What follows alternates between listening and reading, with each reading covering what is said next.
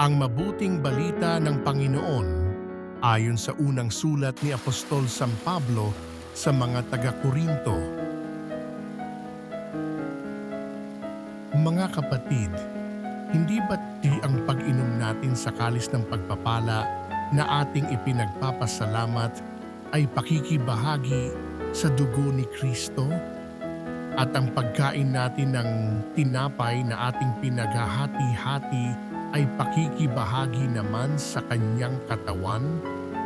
Kaya nga yamang isa lamang ang tinapay, tayo'y iisang katawan bagamat marami, sapagkat nakikibahagi tayo sa iisang tinapay.